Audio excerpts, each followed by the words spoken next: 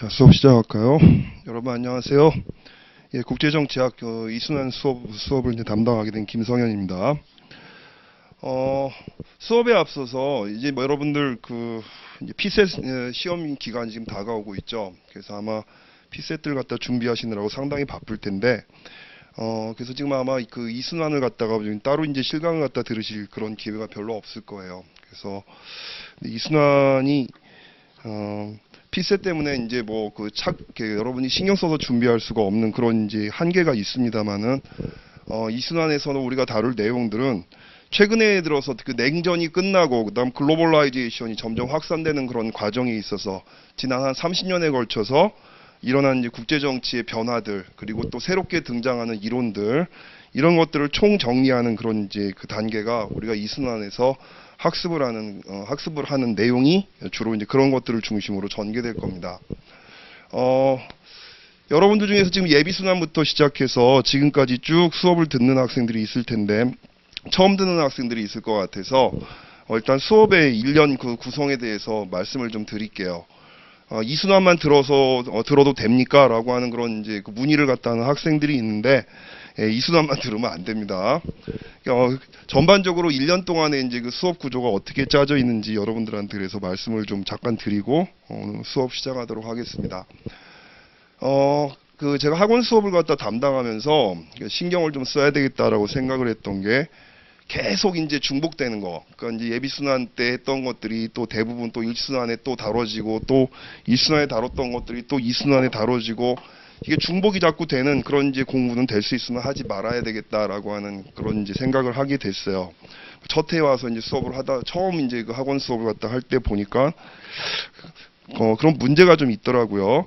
점점 시험 문제의 그 출제 경향을 갖다 놓고 보면, 뭐 전통적인 무슨 뭐 그 국제정치 이론에 입각해서 뭐 현실주의냐, 자유주의냐, 뭐 이런 이제 그 주제, 그런 이론적인 틀에서 거기에 또 합당한 그런 주제들을 갖다 다루는 그런 문제들이 과거에 좀 많이 나왔다 그러면은, 최근에는 이제 우리가 이순환에서 다루게 될 이제 그 탈냉전 이후에 안보 문제라든가 국제 정치 경제 문제라든가 국제 협력에 관한 문제들이 자주 이제 그 등장을 갖다 하고 있죠. 그렇죠?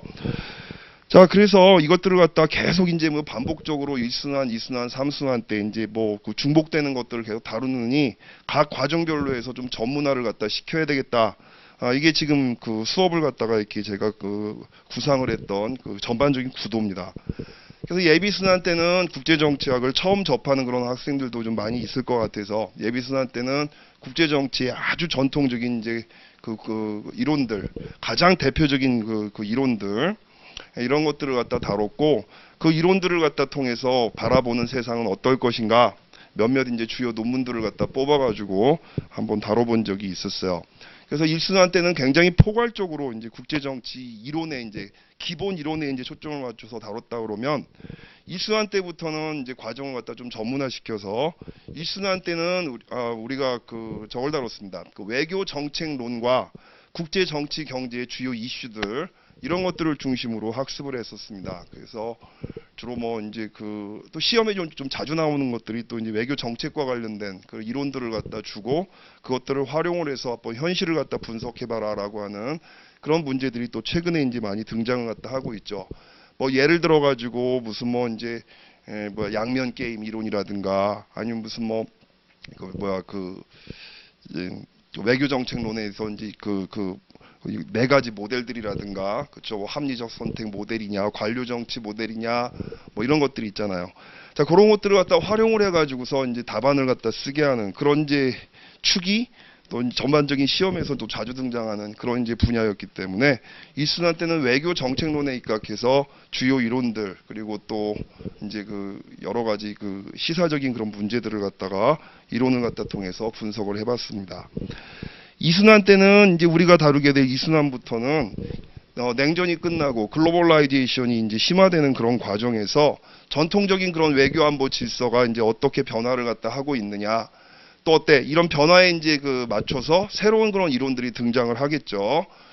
국제 정치라고 하는 것이 특히 탈냉전 이후에 뭐 여러분이 뭐 계속해서 뭐 듣는 얘기입니다만은, 일단 행위자가 굉장히 다각화되고, 국제 정치의 이슈가 점점 이제 세분화되고, 파편화되고, 이런 과정에서 국제정치 이론도 큰 이론들, 그러니까 뭐 현실주의냐 자유주의냐, 예, 뭐 그런 이제 큰 이론적인 틀에 입각해서 이제 어떤 현상을 갖다 분석하기가 상당히 힘들어졌죠. 그러다 보니까 국제정치의 여러 분야별로 해서 아주 이제 미시적인 그런 현상들을 갖다 분석하기 위한 작은 이론들이 굉장히 많이 이제 등장을 갖다 하고 있는 그런 상황입니다. 그래서 이순환 때는 주로 이제 그런 이슈들과 이론에 초점을 맞춰서 다룰 것이고, 또 이제 주로 이제 그 시사적인 문제들, 아까도 여러 번한테 방금 전에 말씀드렸습니다만은 이제 그 시사에 있어서 국제관계 이슈들이 굉장히 파편화되다 보니까 그 파편화된 것들을 갖다가 어떻게 이론과 연결시킬 것인가라고 하는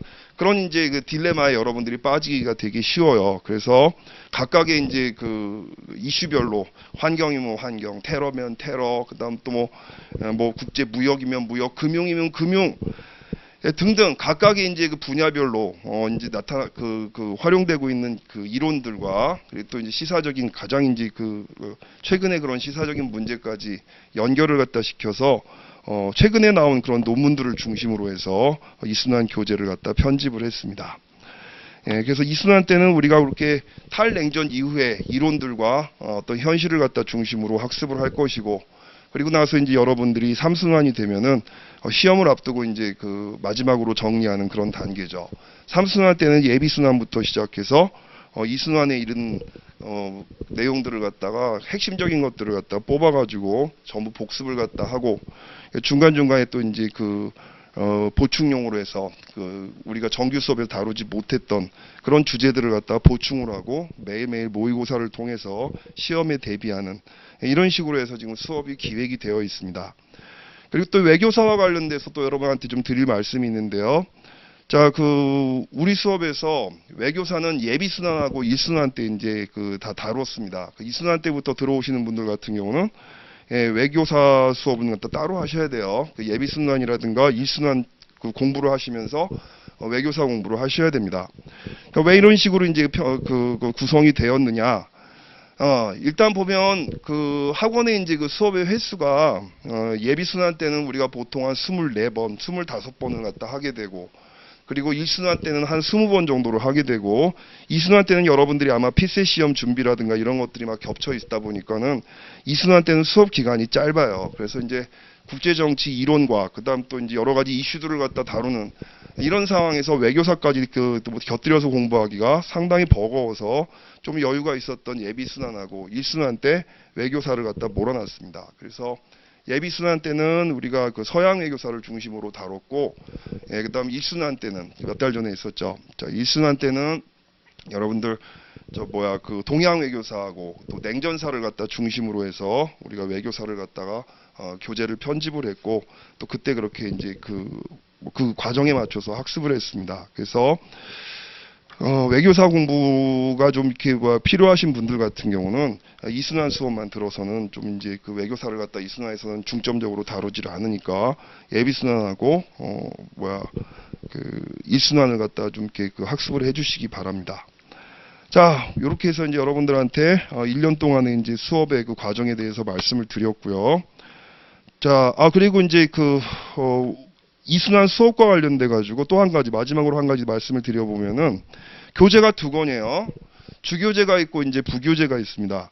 주교재는 21세기 국제정치라고 하는 이제 타이틀을 달고 있는 건 책이고, 부교재는 국제정치학 학술논문 특강 이 두 개로 되어 있죠. 요 국제정치학 학술논문 특강이라고 하는 거는 작년에, 그러니까 2022년도 여름방학 때, 그래서 여름방학 특강으로 이제 최근에 논문들을 갖다 모아가지고 이제 우리가 학습을 했었던 전부 다 합해서 한 60편 정도 되는 논문들을 일일이 다 요약을 했어요. 다 요약을 해서 만든 그런 교재인데, 이 교재는 올해 이제 일순환 수업을 갖다 할 때, 우리가 지금 이 교재도 또 다 같이 그러니까 기본 주교재를 다 공부하고 그다음 보조 교재까지 다 뛸 만한 그런 이제 시간적인 여유는 없습니다. 그래서 이 교재는 어떤 식으로 활용을 하느냐? 요거는 여러분들이 이제 우리가 주교재를 갖다 중심으로 이제 수업을 할 거고요. 중간중간에 우리가 모의고사를 갖다 이제 보게 되겠죠. 예, 모의고사 문제를 될 수 있으면은 대체로 이 보조교재, 보조교재와 관련된 보조교재에서 여러분들한테 자, 그 모의고사 문제를 뭐를 갖다가 이 보조교재 몇 페이지로부터 몇 페이지까지 낼 테니까 학습을 해오세요라고 제가 지침을 드릴 겁니다. 그래서 모의고사를 갖다 다루면서 여기 들어있는 텍스트들 중에서 중요한 것들을 몇 개 뽑아서 특히 탈냉전과 글로벌 시대에 맞는 주제들을 뽑아가지고 우리가 모의고사용으로 이제 이거 활용을 갖다 할 겁니다. 그래서 여러분들이 이 보조교재를 활용을 해서 모의고사 준비를 하시고 그리고 또 제가 그 내용을 갖다 가지고 수업을 갖다 하면서 보조교재를 갖다가 적절하게 활용을 갖다 할 테니까 그런 식으로 해서 주교재와 보조교재를 유기적으로 활용을 하겠습니다. 자, 이제 그 수업 들어갈게요. 자, 우리가 다루고 있는 게 21세기 국제정치입니다. 자, 그 보조교재를 갖다 먼저 펴주세요, 여러분들. 보조교재를 펴주시면 교재 108페이지를 펴주세요. 108페이지. 원래 우리가 강의 계획서에는 들어가 있지 않습니다만은 보조교재 108페이지에 들어가 있는 이 논문, 이신화 교수님 논문인데 이 이신화 교수님 논문이 지금 우리가 다루게 될 앞으로 18번에 걸쳐 다루게 될 모든 주제를 다 커버하고 있는 총론으로서는 가장 좋은 이제 텍스트가 이 텍스트예요. 그래서 뭐 그 교재를 만약에 다시 내가 편집을 한다 그러면은 요 글을 갖다가 주교재 앞에다가 좀 집어넣고 싶은데 뭐 지금 이제 뭐 교재를 갖다 다시 편집할 그런 그 시간은 없어서 일단은 보조교재에 있는 그 교재 108페이지 21세기 글로벌 이슈와 국제정치학이라는 이 글부터 먼저 학습을 하겠습니다.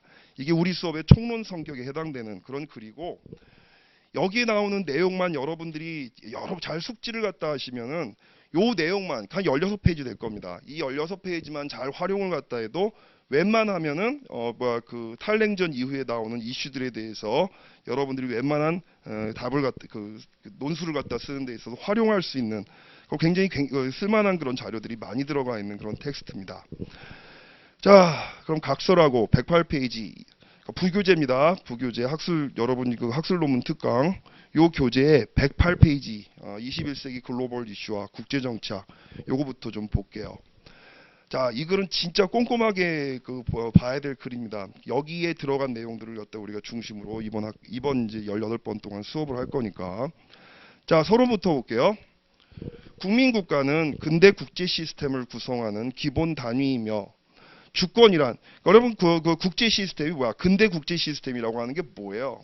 일단 국제 시스템이라고 하는 것은 자, 시스템이란 개념부터 한번 따져봅시다. 시스템이라고 하는 개념은 행위자들의 상호작용으로 이루어지는 어떤 질서, 어떤 뭐 규칙, 규범 이런 것들을 우리가 시스템이라고 그러죠. 행위자들이 부단하게 상호작용의 내용은 되게 다양할 수가 있어요. 이 상호작용으로 구성되는 어떤 그 행위자들을 갖다 구속하는 질서, 규칙 이런 것들을 갖다 우리가 시스템이라고 부릅니다. 자, 그런데 근대라고 얘기했어. 근대 국제, 그렇죠? 모던 인터내셔널이라고 하는 말이 들어갔죠. 모더니티라고 하는 것의 핵심은 한마디로 이제 특히 국제정치학에서 모더니티라고 하는 것은 국민국가를 갖다 중심으로 한 질서를 갖다 이야기를 합니다. 자, 봉건시대로부터 근대시대로 넘어가게 되면서 봉건시대 같은 경우는 여러분 어땠어요? 중앙 집권적인 권력이 사실상 존재하지 않았죠. 그러니까 이제 뭐 그 왕이라든가 아니면 무슨 뭐 교황이라든가 뭐 다양한 권력자들이 있었습니다만은 기본적으로 어때? 그 국제 정치 그러니까 각각의 정치 질서라고 하는 것이 봉건적인 질서하에서는 굉장히 중앙 집권적인 그런 권력들이 이제 성립이 되지 않아서 어떤 영주들이 국왕의 이제 그 권력으로부터 상당한 자율성을 갖다 누리면서 사병을 거느리고 굉장히 폐쇄적인 그런 이제 경제 단위로서 우리가 장원 경제라고 얘기하죠. 자급자족적인 그런 이제 그 경제 단위를 갖다 이제 지배를 갖다 하면서 권력이 마구마구 분산되어 있었던 이런 시대가 바로 중세 시대였던 거죠. 이제 근대 시대로 이제 넘어오게 되면서 나타났던 중요한 변화라고 하는 것이 중앙 집권적인 권력이 등장을 하게 되고 이 중앙적인 집권적인 그런 권력들이 자신이 지배하고 있는 영토에 적용될 수 있는 보편적인 규칙과 법이라든가 제도 같은 것들을 정립을 하고 그것들을 일괄적으로 그 공간 안 영토라고 불리는 공간 안에 살아가는 사람들한테 적용을 하는 이런 시스템으로 바뀌게 되는 거죠. 한마디로 네이션 스테이트라고 하는 근대 국민국가라고 하는 것이 근대성의 핵심이라고 얘기를 할 수가 있습니다. 자, 그럼 근대 국제 체제라고 하는 것은 결국 뭐를 갖다 얘기하냐면은 지금 방금 전에 말씀드렸던 국민 국가가 중심이 되어서 국민 국가가 중심 행위자로서 서로 간의 상호작용을 통해서 만들어내는 질서, 국민 국가들 간의 상호작용으로 만들어지는 질서, 이게 바로 뭐다? 근대 국제 체제의 핵심이죠. 그렇죠? 자, 그래서 국민 국가는 근대 국제 체제를 구성하는 기본 단위이며, 그렇죠? 기본 단위, 기본 행위자이며, 주권이란 한 국가가 국가이기 위한 필수 불가결한 요소입니다. 왜 그럴까? 주권이라고 하는 것은 행위자로서 국민 국가가 보유하고 있는 권리를 얘기합니다. 그렇죠? 그 권리를 갖다 인정받지 못하게 된다 그러면은 사실상 어때? 행위자로서의 국제정치의 행위자로서의 자격 자체를 인정받지 못하게 되는 거죠. 그래서 한 국가가 국가이기 위한 필수 불가결한 요소가 바로 주권입니다. 자, 정리해보면 근대 국제체제는 개별 국민 국가들이 중심이 돼서 그 국가들의 상호작용으로 이루어지는 질서가 근대 국제체제고, 이 국가들은 주권이라고 하는 권리를 갖다 가지고 행위를 갖다 하는 주체다라고 하는 거죠. 자, 국가가 존재하고 대내외적인 권리를 획득하게 해주는 주권은 가장 중요하고 강력한 형태의 제도로서 국제사회 행위자들의 관계에 있어서 규칙과 규범을 제공하는 원리였습니다. 그렇죠? 한마디로 어때? 그 규칙과 규범을 제공한다라고 하는 것은 국가들한테 당연하게 주어지는 하나의 권리, 그 권리라고 하는 것이 보편적인 규칙과 규범, 국가들 사이에 존재하는 보편적인 규칙과 규범에 의해서 주권이라고 하는 권리가 국민 국가들한테 부여되는 거란 말이에요. 그렇죠?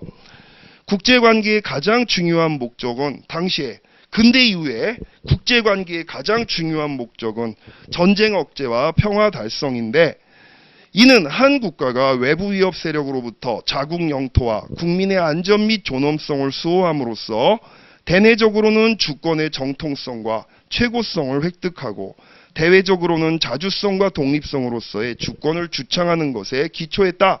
길게 써놨습니다만, 자, 근대 이후의 국제정치 질서의 특징은 바로 뭘까요? 자, 다시 한번 얘기합니다. 개별 국민 국가들의 상호작용으로 이루어지는 질서가 근대 국제 시스템이에요. 자, 이 개별 국가들 같은 경우는 주권이라고 하는 권리를 갖다 보유를 하고 뭐를 하는 거야? 국익의 극대화라고 하는 논리에 따라서 행위를 합니다. 그렇죠? 이익을 갖다가 극대화하는 그 행위를 갖다 이제 추구한단 말이죠. 자, 그렇게 되면 어떻게 될까? 당연히 안보 문제가 발생하게 되겠죠. 그렇죠? 나도 어떤 그 재화를 갖다 획득하거나 국가의 영광을 갖다 확대하기 위해서 행위를 하고 상대방도 똑같은 논리에 따라서 행위를 하게 되면 결국 어때? 이기적인 국가들, 도구적 이성이라고 우리가 얘기하죠. 자기 이익의 극대화를 갖다 추구하는 그런 국가들 간의 갈등은 불가피하게 전개될 수밖에 없는 그런 상황이 되어버립니다. 그런 상황 속에서 국가는 뭐를 해야 되는가? 외부의 위협이라든가 침략으로부터 자신을 갖다 보호하는 것을 가장 중요한 존재 이유로 삼게 되는데, 적어도 국제정치 논리에서 그렇게 되는 거죠. 개별 국가한테 제일 중요한 건 뭐야? 생존을 받는 것이 가장 중요한 그런 목표가 되는 것이고, 여기서 여러분 생존을 갖다 보장받는다라고 하는 말에 구체적으로 생존을 보장받는다라고 하는 말을 구체적으로 풀어서 써버리게 된다면 바로 뭐 영토를 사수하고 그다음 주권을 갖다가 수호하는, 자, 이것이 바로 이제 그 외교 안보 정책의 목표가 되는 겁니다. 이게 그렇게 되는 거죠. 자, 그래서 한 국가가 외부 위협 세력으로부터 자국 영토와 국민의 안전 및 존엄성을 수호함으로써 대내적으로 주권의 정통성과 최고성을 획득하고 대외적으로는 자주성과 독립성으로서의 주권을 주창하는 것, 이게 국제정치의 근대 국제정치의 기본 원리였단 말이에요. 따라서 이를 반영한 국제정치 연구에서도 어떻게 국가 간 전쟁을 억제하고 평화를 구축하느냐 하는 것이 핵심 주제가 되어 왔습니다. 그렇죠? 지금까지 얘기했던 그런 시각을 갖다 가지고 근대 국민 국가를 갖다 주요 행위자로 보고 이 국가들 사이에 벌어지는 안보 문제, 여기에 초점을 갖다 맞춰서 이론을 전개했던 대표적인 이론적 경향이 뭐다? 그렇죠. 현실주의 국제정치 이론이 주로 그런 경향으로 전개가 구성이 되어 왔던 겁니다. 자, 그래서 현실주의 얘기가 밑에 나와요. 오늘날의 국제정치학은 제2차 세계대전 이후 한스 모겐서, 퀸시 라이트 등에 의해서 체계적인 이론화 작업이 이루어지며 등장을 했습니다. 근대 국가체제 하에서 이루어지는, 지금 여러분 라이트라든가 모겐서 두 사람이 다 뭐야? 현실주의를 대표하는 그런 이론가들이죠. 그렇죠? 근대 국가체제 하에서 이루어지는 국제관계의 본질 및 국가 간의 역학관계, 권력관계를 어떻게 파악하고 접근해 나가느냐에 따라서 이상주의와 현실주의 논쟁 이후의 국제정치학은 크게 현실주의와 자유주의로 대표되는 대조적인 두 가지 이론적 흐름으로 나눌 수가 있습니다. 자, 여러분 이상주의와 현실주의 논쟁, 우리가 예비순환 때부터 계속 이제 다뤘던 건데, 자, 이상주의라고 하는 건 뭐를 얘기하는 겁니까? 엄밀하게 말하면 자유주의 전통에 서 있는 이론이라고 얘기할 수가 있죠. 자, 이상주의라고 하는 것은 여러분 1차 세계대전 이후에, 자, 특히 그 미국 대통령 윌슨의 14개조에 기반을 한 국제정치 질서를 갖다 이야기를 하는 겁니다. 자, 윌슨이 어떤 사람이었어?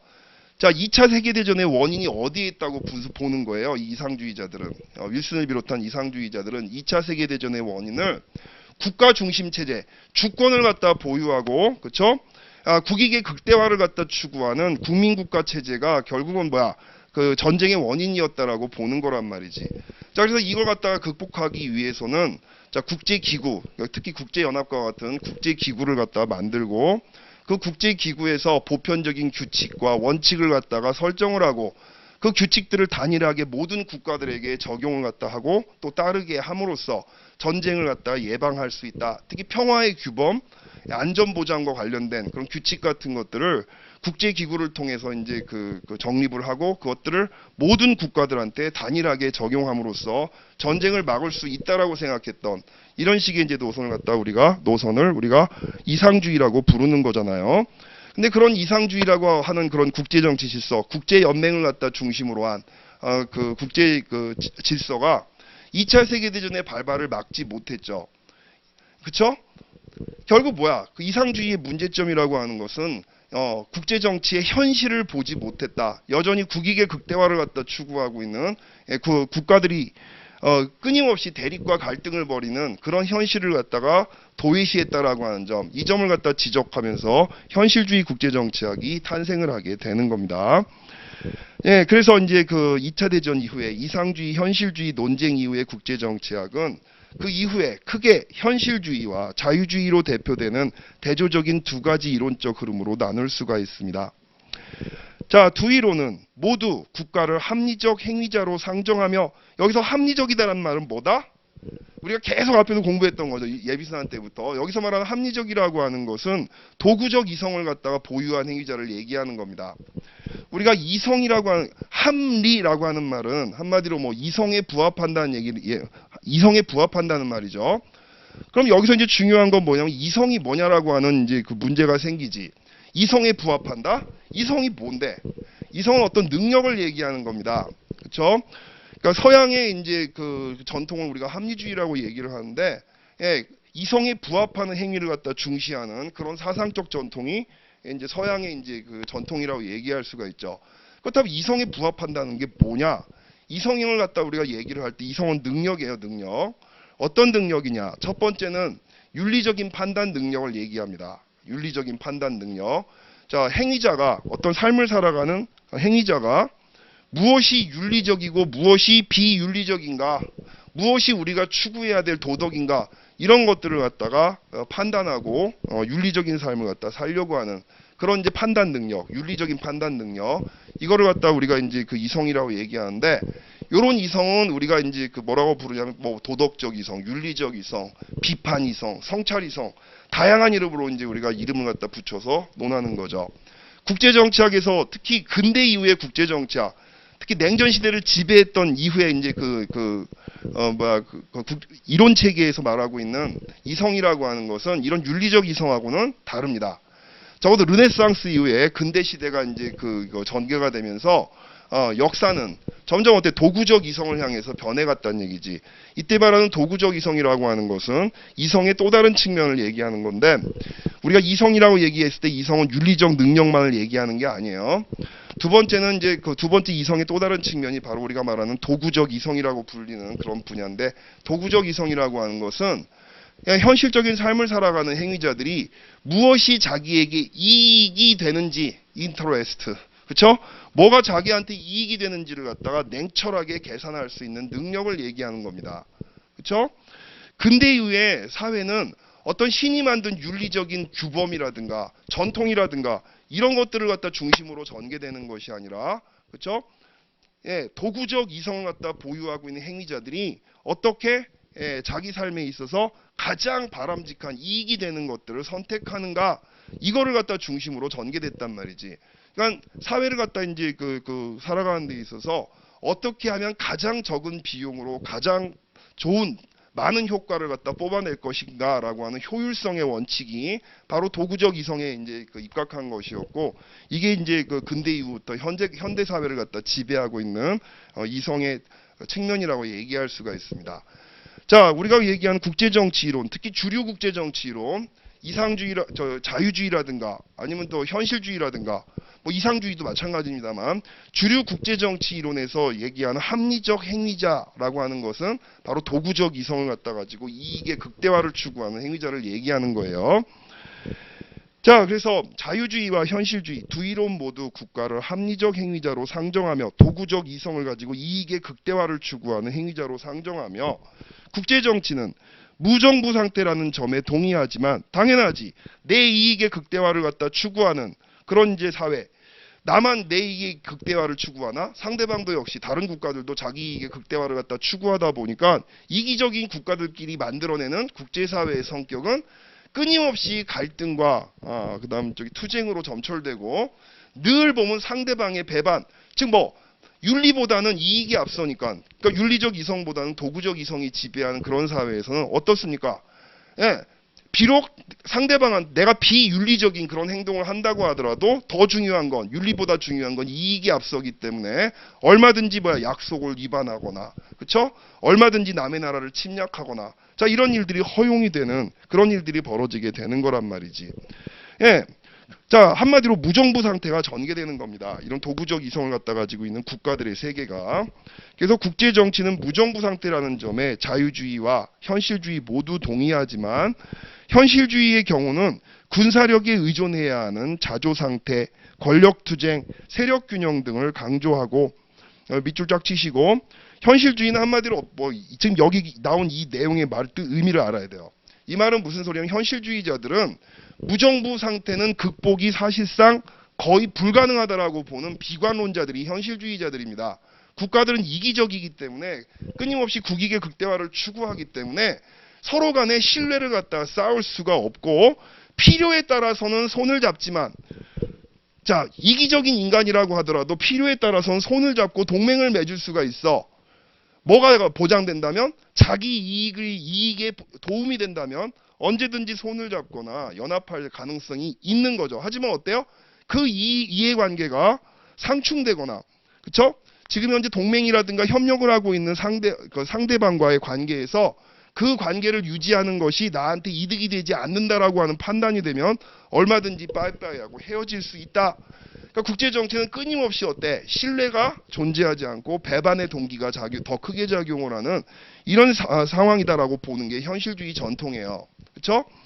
자, 거기 비해 가지고 자유주의 전통에서는, 자, 이렇게 이제 합리적인 행위자, 자신들의 이익을 극대화하려고 하는 행위자들이 존재하고 있는 그런 국제정치 상황이라고 하더라도, 국가들은 협력을 통해서 자신들의 이제 무정부 상태를 갖다가 극복할 수 있다라고 보는 낙관론적인 입장에 서 있는 게 자유주의자들의 입장이라고 얘기할 수가 있습니다. 그렇죠?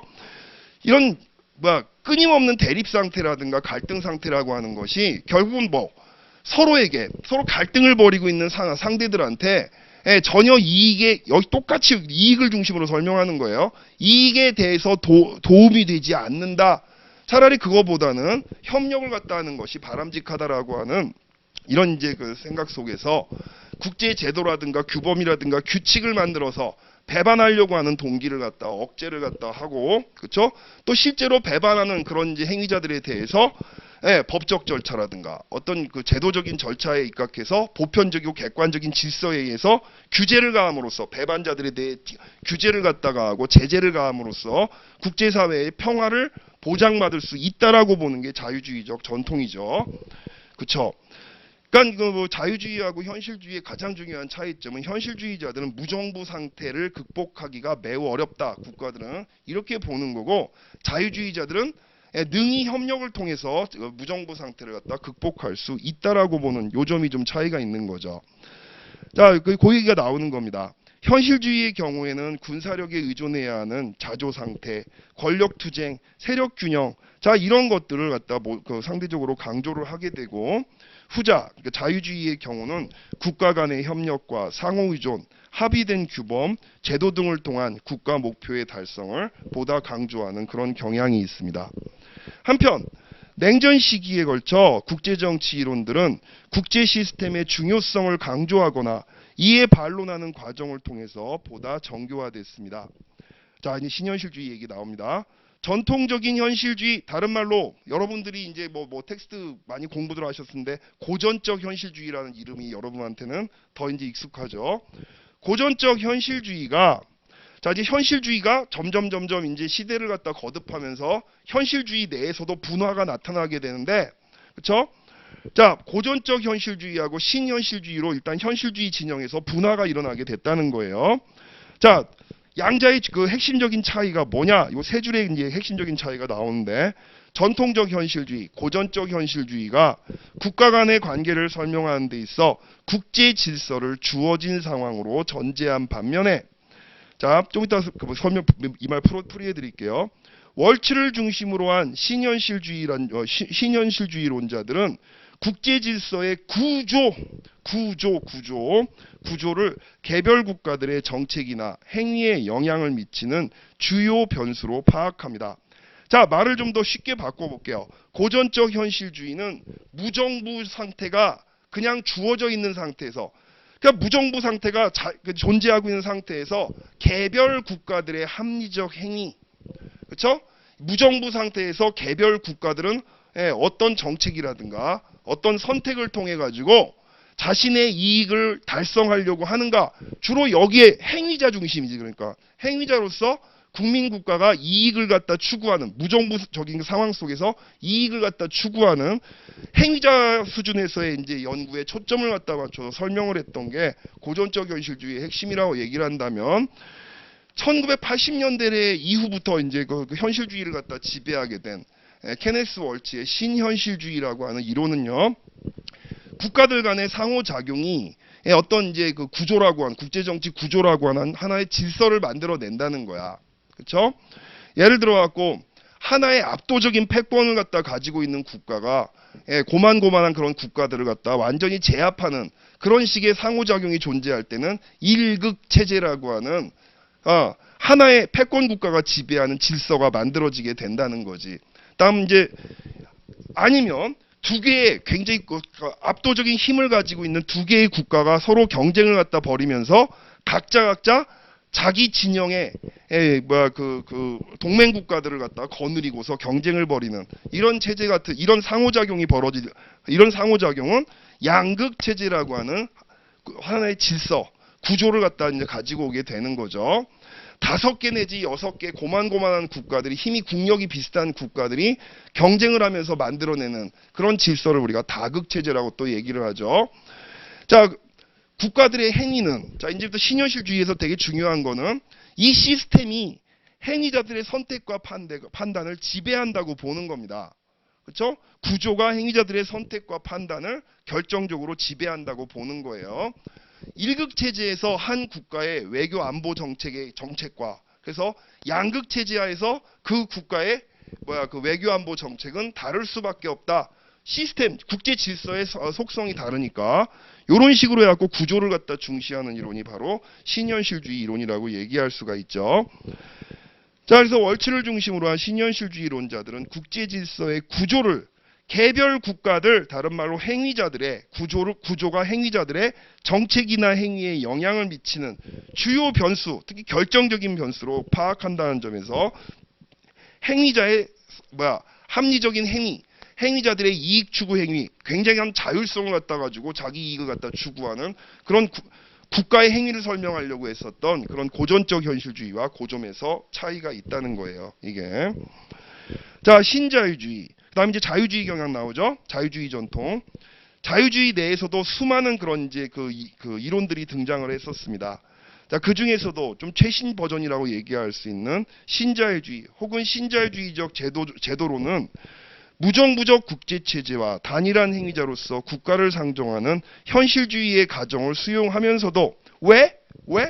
국민국가를 도구적 이성을 갖다 가진 행위자로 보기 때문에 그 점에서 신현실주의자들하고 같다는 거예요. 누가?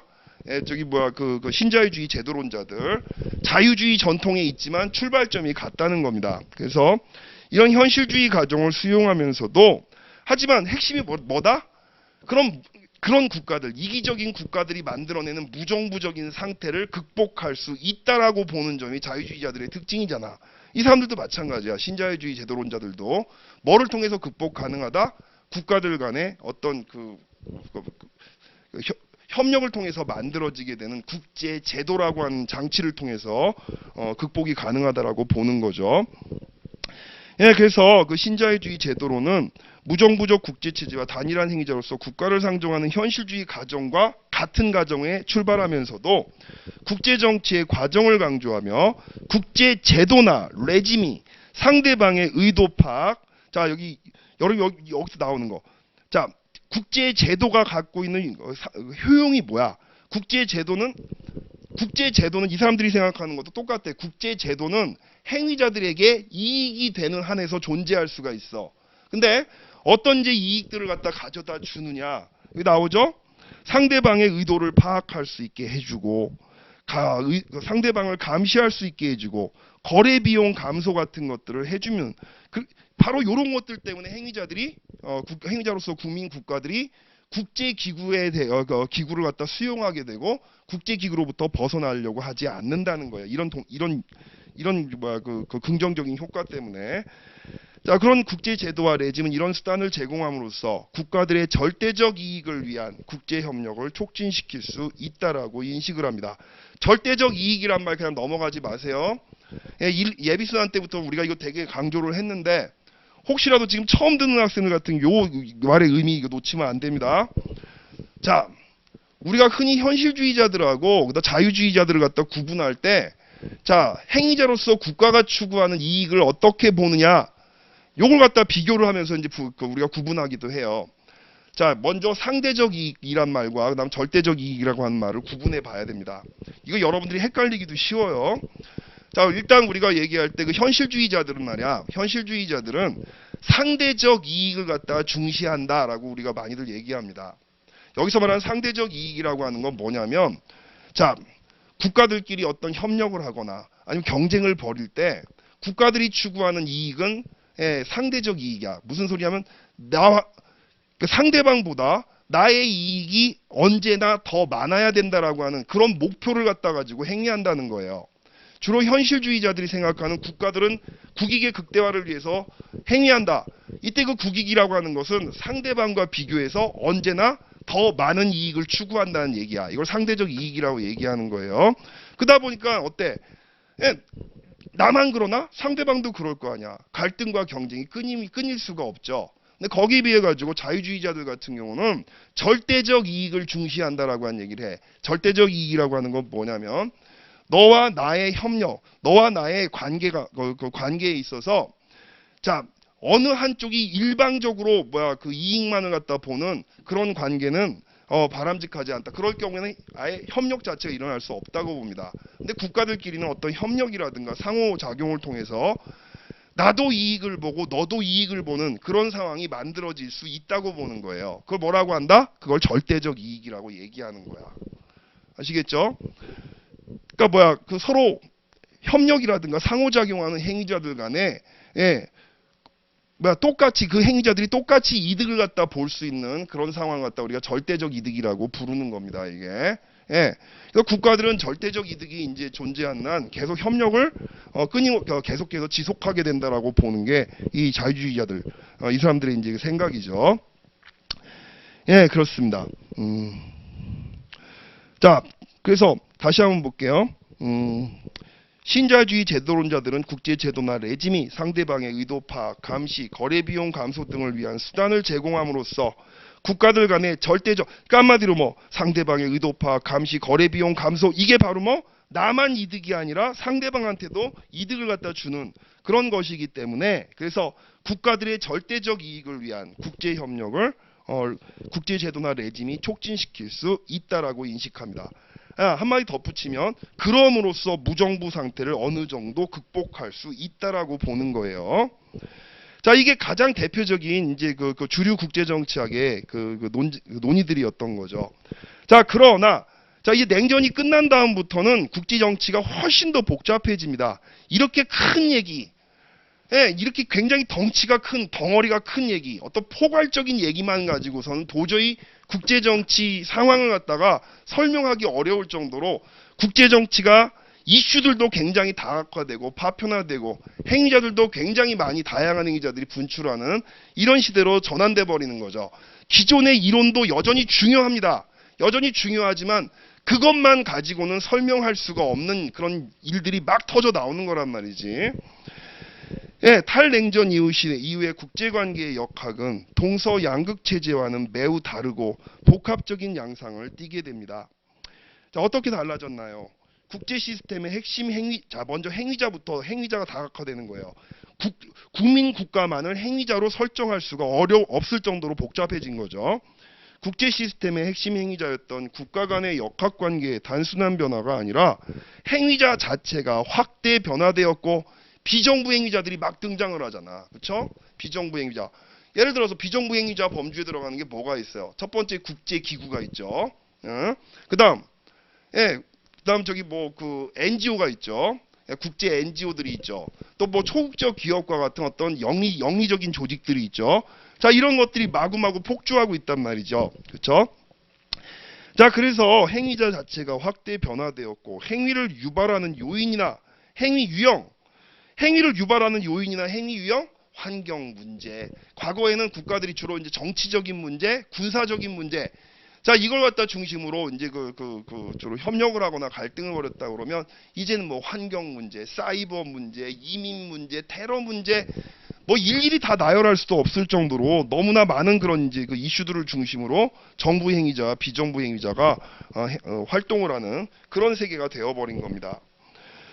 자, 즉 국가 간의 전쟁 방지와 평화 관리의 영역을 넘어서 이제는 무역 분쟁의 이슈들, 월경성, 국경을 넘나드는 그런 환경 오염, 그리고 전염병, 초국가적인 조직 범죄 문제 등에 대한 국제사회의 공동 대응이 점점 더 중요해지면서 국가뿐만 아니라 새로운 행위자들, 국제기구, 다국적 기업, 비정부 단체 등 다양한 행위자들의 역할이 활발하게 전개되고 있습니다. 따라서 옛날에 덩치 큰 이론들, 덩치 큰 이론들이라고 부를게요. 예, 냉전, 지금까지 주류로 자리매김하고 있는 덩치 큰 이론들, 현실주의냐, 자유주의냐. 자, 그런 기존의 국제정치 이론으로는 새로운 국제 정세를 이해하고 변화하는 국제관계 역학의 본질을 설득력 있게 설명하는 데 있어서 한계가 나타날 수밖에 없었습니다. 109페이지 첫 번째 점. 자, 이렇듯 냉전 종식과 세계화의 진전으로 국제사회는 그 행위자와 구조와 과정 등 제반 영역에서 구조는 어떻게 바뀌겠어? 구조는 국가들끼리 만들어내는 그런 질서에서 이전에 행위자들이 만들어내는 다양한 미세 구조 같은 것들이 마구마구 생겨나게 되는 거지. 그렇죠? 자, 그럼 다양한 구조 또 과정 등 제반 영역에서 현실적인 변화를 반영할 수 있는 새로운 이론 틀을 필요로 하게 되었는데, 자, 1980년대 말 이후 구성주의가 국제정치 이론의 한 축으로 급부상하게 된 것도 이런 시대적 요구에서 비롯된 것입니다.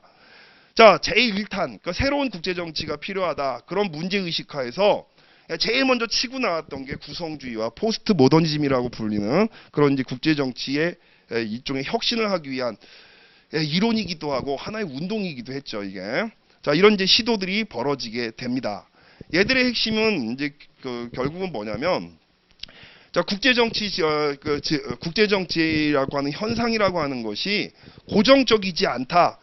그러니까 과거의 이론들 같은 경우는 상당히 체계적이고 국제사회를 설명할 수 있는 보편적인 규칙, 법칙, 이론 이런 것들을 갖다 정립하려고 했지만 탈냉전 이후의 국제정치 상황은 어떤 고정적인 것들, 변하지 않는 어떤 규칙 이런 것들을 중심으로 해서 이론을 정립하고 거기에 입각해서 설명하기가 어려워졌다는 게 얘들의 문제의식이에요.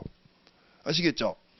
자, 국제 질서라고 하는 것은 고정적이지 않고 고정적이지 않다라고 하는 되게 유동적이라는 얘기야. 왜? 왜 그럴까? 기본적으로 국제 질서라고 하는 것은 우리가 어떤 현상을 얘기할 때, 현상을 갖다 얘기할 때 현상이라고 하는 것은 개념을 통해서 이해가 되고 뭐가 전개가 되면 사람들은 그것을 그냥 눈앞에 전개되는 것들을 그대로 머릿속에 짝짝짝 카피하는 것이 아니라 개념이라고 하는 것들, 이걸 다른 말로 인식의 틀이라고도 부릅니다만은 어떤 개념적인 틀을 갖다 가지고 현상을 인식을 하고 그 개념을 통해 다른 사람과 공유를 하게 된다는 거지. 그쵸? 자, 그런데 과거에 얘기하는 이제 그 자유주의, 현실주의, 얘들을 갖다 우리가 합리주의적 과학관이라고 얘기하는데, 과거의 주류 이론들은 이 사람들이 합리주의적 과학관에 뿌리박고 있었다. 합리주의적 과학관을 갖고 있는 이 주류 이론들 같은 경우는 우리들이 사용하는 개념이라든가, 그쵸? 어떤 인식의 틀 같은 것들은 사회적인 영향을 받지 않는다라고 하는 가정에서 출발합니다. 자, 무슨 소리냐면, 그러니까 학자들이 사용하고 있는 개념은 객관적이고 보편적인 것이고, 그러다 보니까 아프리카에서도 한국에서도 예를 한번 들어볼게.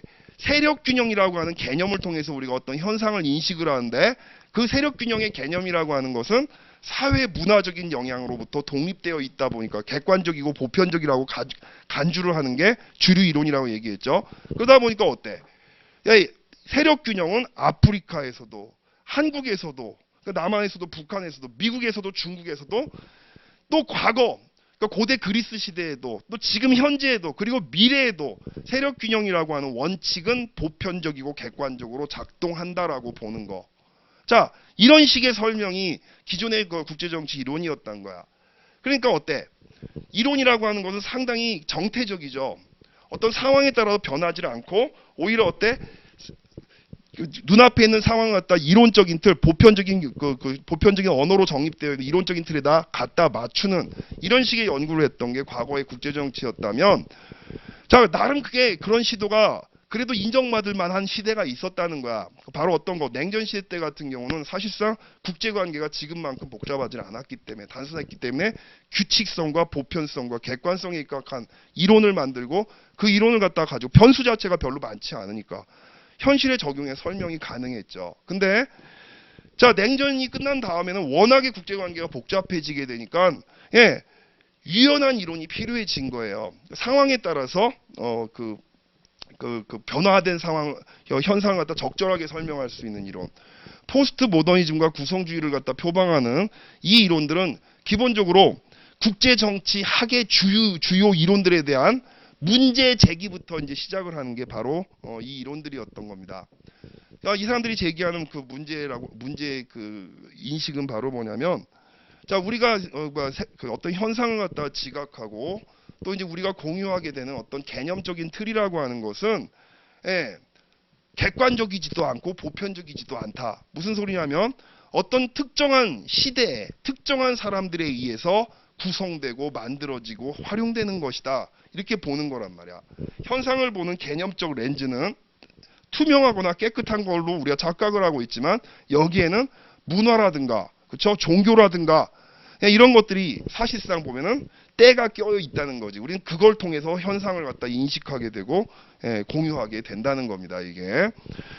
개념이라고 하는 것은 또 어때? 시대의 변화에 따라서 또는 행위자들의 상호작용의 변화에 따라서 얼마든지 개념은 변화될 수 있다라고 보는 것이 구성주의자들의 얘기고, 그러니까 국제정치 이론이라고 하는 것도 변화되는 국제정치 현상에 맞춰서 상당히 유연하게 바뀔 수가 있다라고 보는 그런 식의 이제 그 문제의식을 가지고 있는 게 구성주의자들과 포스트 모더니즘의 주장이었던 거예요.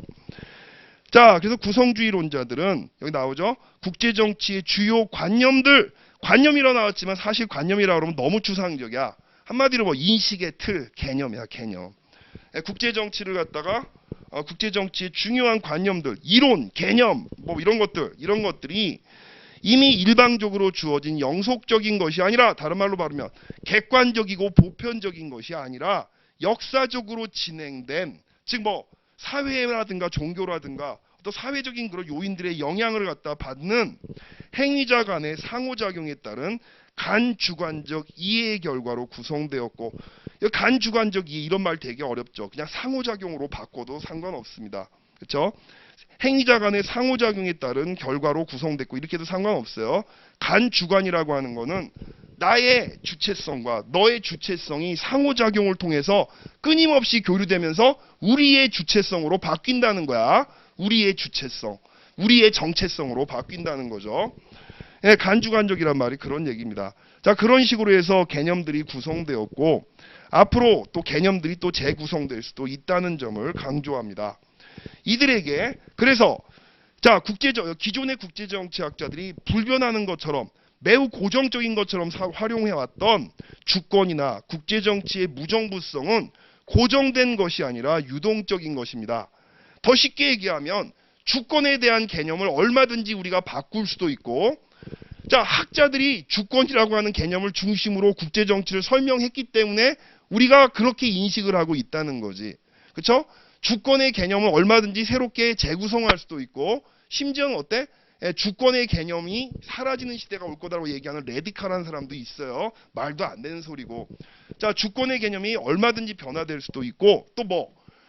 자, 자유주의나 그다음 또 현실주의나 국제정치의 출발점을 무정부 상태라고 보는데, 자, 그렇게 자기들이 이 이론이라고 하는 어떤 개념적 틀을 만들어 놓고 국제정치를 갖다 인식을 하니까 계속 그 인식에 따라서 외교 안보 정책을 수립을 하고 그런 세계를 만들어 내왔다는 거야. 국제정치를 그런 시각으로 바라보고 그 시각에 맞춰서 정책을 만들고 세계 질서를 지금까지 끌고 왔다는 거죠.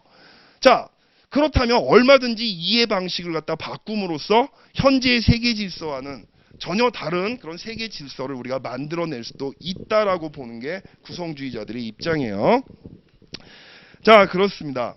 그래서 이제 주권이나 국제정치의 무정부성이라고 하는 개념은 고정된 것이 아니라 유동적인 것이다. 뭐에 따라 바뀔 수 있어? 행위자들의 상호작용에 따라 얼마든지 바꿀 수가 있다라고 이렇게 보는 겁니다. 그러나 구성주의에 가해진 비판도 많았어요. 구성주의는 경험적 사례에 근거하지 않은 개념의 모호함.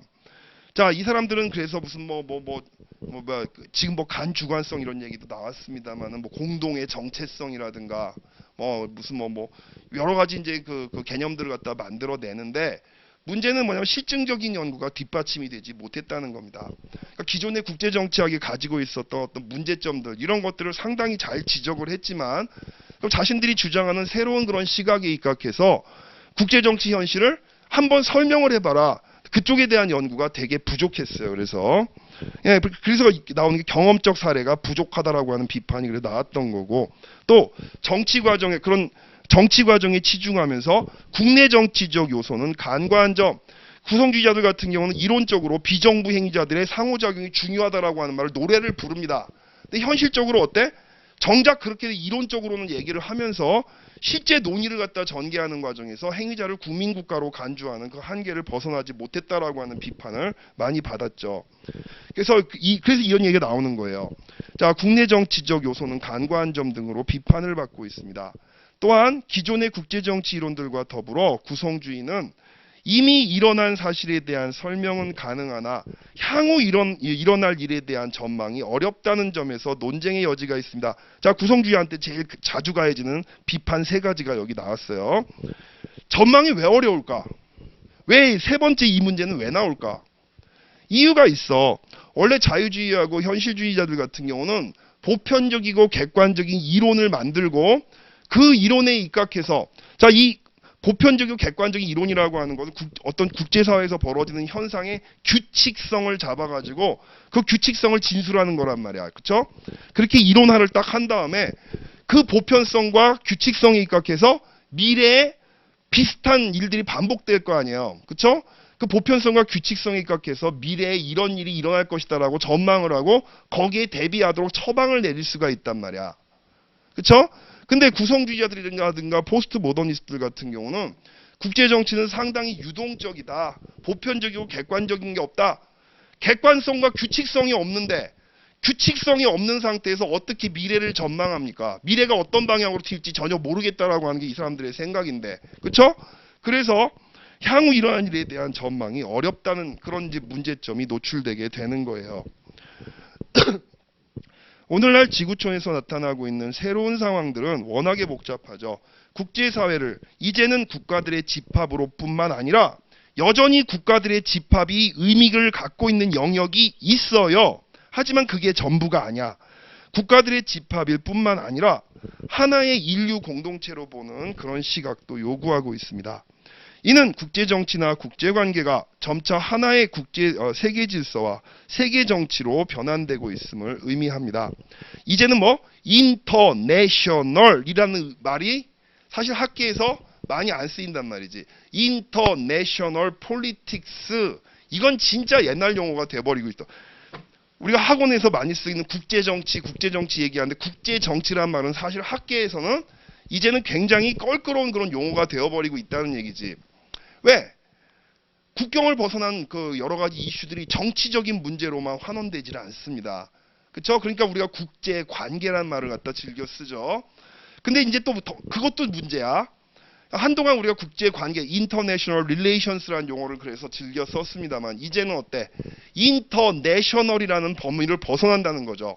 네이션들 간의 관계를 벗어난 그런 관계들이 워낙에 폭주를 하다 보니까 인터내셔널이라는 용어 자체도 지금은 버거워지고 있다는 얘기지. 그래서 우리가 월드 폴리틱스 이런 얘기 같은 거, 또는 글로벌 폴리틱스 이런 말을 갖다 지금 쓰고 있는 겁니다. 자, 이러한 시대 변화에 따른 국제 질서의 특성을 반영하기 위해서는 기존 국제 정치 이론 역시 복잡해지고 확장된 국제 관계를 반영할 필요가 있습니다. 새로운 이론이 필요합니다. 특히 새로운 글로벌 이슈의 등장에 따른 안보 개념의 변화에 부응할 수 있는 국제정치학적 접근 틀이 요구되는데 최근에 여러분 출제가 주로 이쪽에서 많이 되고 있죠. 인간 안보라든가 포괄 안보라든가 새로운 동맹의 논리라든가 이런 것들이 그래서 시험 문제에 나오고 있는 겁니다. 하나씩 나중에 우리가 다 보겠습니다만은. 자, 다음 이제 그 109페이지 그 하단에 가셔서 국제관계의 변화와 지속성. 자, 지금 이제 서론에 나와 있는 여러 가지 이론들에 대해서 우리가 복습 삼아서 이제 이런저런 얘기를 했습니다만 한 10분 쉬었다가 다음에 이제 이 글의 본론에 들어가서 지금 서론에 제시된 여러 가지 이슈들을 하나씩 우리가 살펴보도록 할게요.